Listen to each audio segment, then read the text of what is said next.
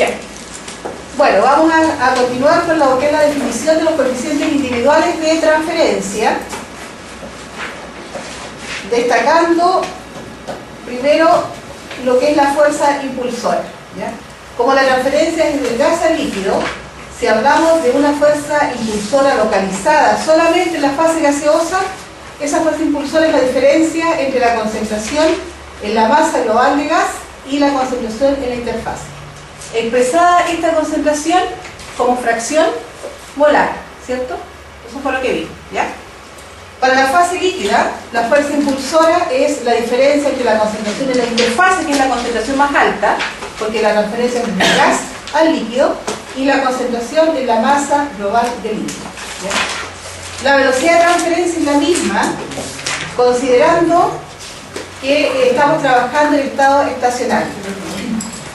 La ecuación para el NA es la que nos define coeficiente global de la fase gaseosa, perdón, individual de la fase gaseosa y coeficiente individual de la fase líquida.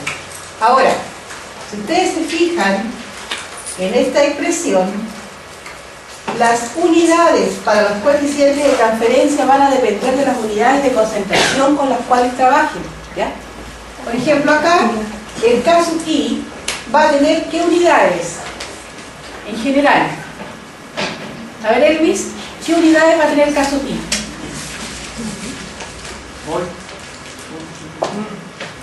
Las unidades correspondientes a NA, densidad de flujo. O sea, kilomol, por ejemplo, partido por metro cuadrado segundo en el sistema internacional.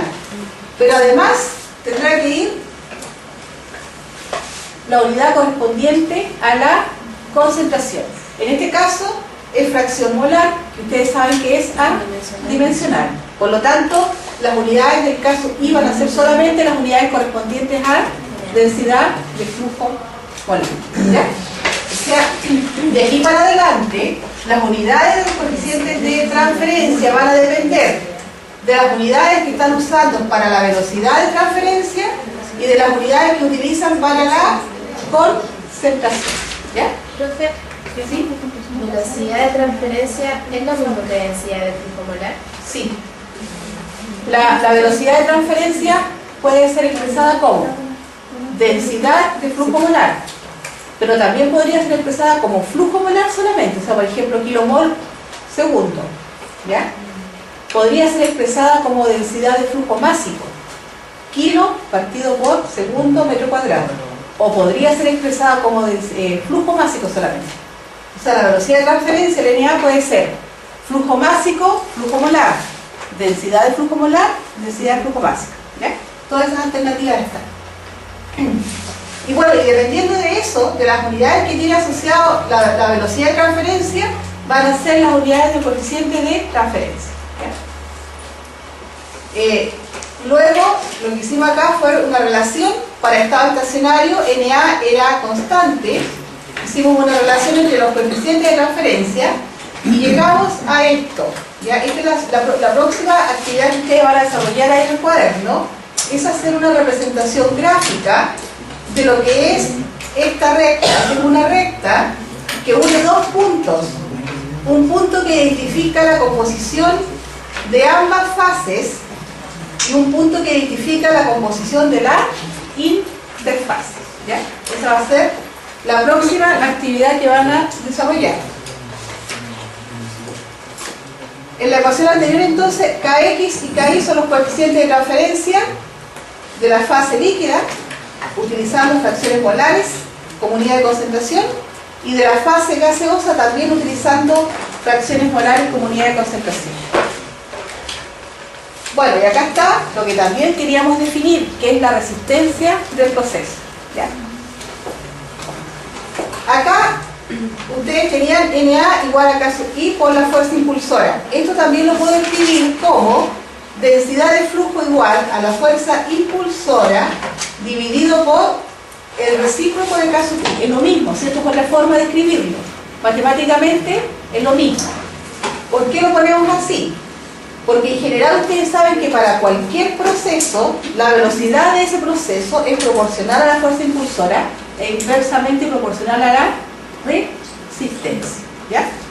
Entonces, si yo comparo, la fuerza impulsora va a ser el gradiente de concentración, expresado como fracción molar.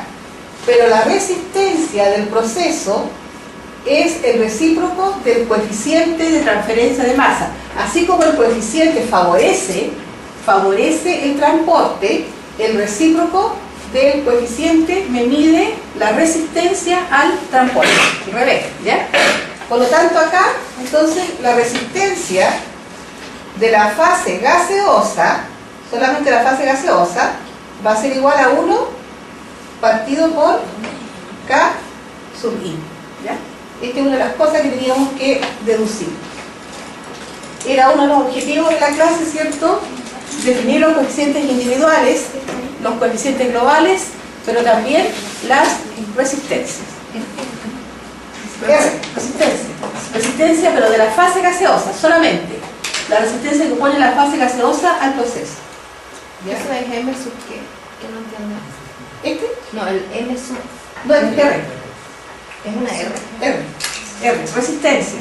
Ah, no, parece que... Esto es R, resistencia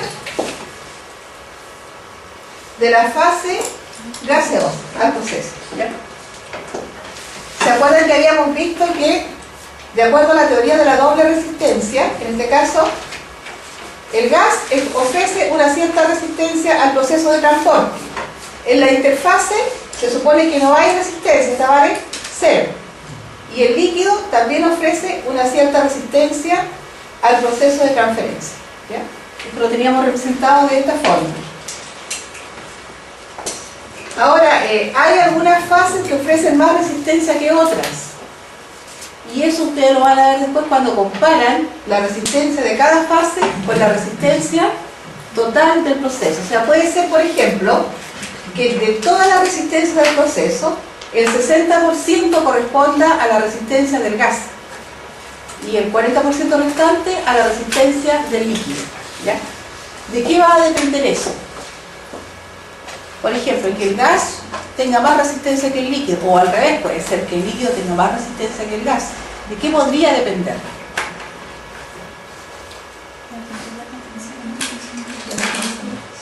A ver, interrogante. Si yo hablo de resistencia, estoy hablando de dificultades al proceso de transferencia. De la viscosidad y de la concentración también. La viscosidad de las fases tiene mucho que ver con la movilidad de las moléculas, ¿ya? Si una fase muy viscosa puede que ofrezca más resistencia al proceso de transferencia. Si hay una mezcla, también es una mezcla, digamos, multicomponente. Pensemos, por ejemplo, que el gas es una mezcla multicomponente, también la resistencia es alta, porque las moléculas tienen que difundir a través de otras moléculas en la fase gaseosa para alcanzar recién la interfase, y ahí la resistencia sería más alta. O sea, es distinto, por ejemplo, a que ustedes quieran absorber amoníaco puro en agua, a que quieran absorber amoníaco que está contenido en una mezcla gaseosa en agua, porque ese amoníaco va a tener que difundir a través de otros componentes para alcanzar la interfase, ¿ya? Entonces digamos, son muchos los factores que están influyendo. Para la fase líquida, otro tanto, vemos acá, tienen la velocidad de transferencia definida en función de la fuerza impulsora, y acá aparece también la resistencia de la fase líquida como el recíproco del coeficiente de transferencia, pero obviamente utilizando fracción molar de la fase líquida como unidad de concentración, ¿ya? Esta es la resistencia del proceso. Recíproco del coeficiente de transferencia. Son dos resistencias que están en serie, que sumadas me pueden servir para evaluar la resistencia global del proceso.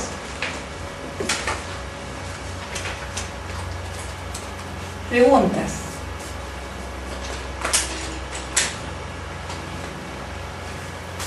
Ahora vamos después a hacer la representación gráfica de la relación que existe entre los coeficientes de transferencia para la fase líquida y la fase gaseosa, antes de pasar a la definición de los coeficientes globales.